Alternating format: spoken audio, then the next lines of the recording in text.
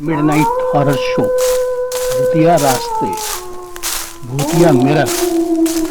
नमस्कार दोस्तों, आज आपको एक चौंकाने वाले भूतिया रास्ते के विषय में बताने जा रहा हूँ।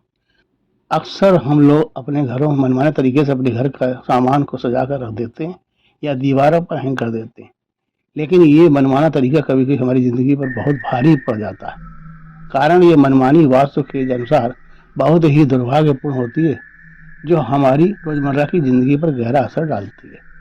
हमारे घर की माताएं बहनें अपने श्रृंगार के लिए एक बढ़िया सी सुंदर ड्रेसिंग टेबल बनवा तो लेती हैं या बनी बनाई ही खरीद लेती हैं और उसे अपने शयन कक्ष में या कहीं भी जहां कुछ खुला स्थान होता है वहां उसे रख देती हैं।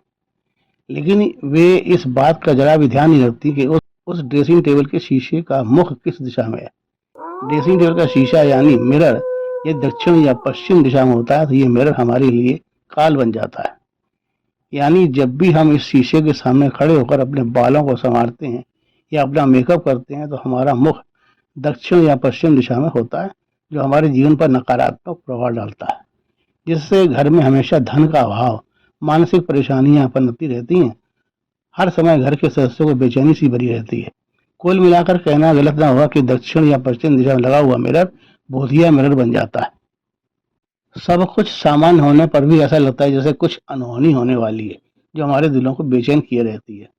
और हमें यह लगता है कि हमारे घर में किसी ने कोई टोना टोटका करवा दिया है या किसी ने कोई तंत्रबद्ध करके हमारी खुशियां छीन ली हैं।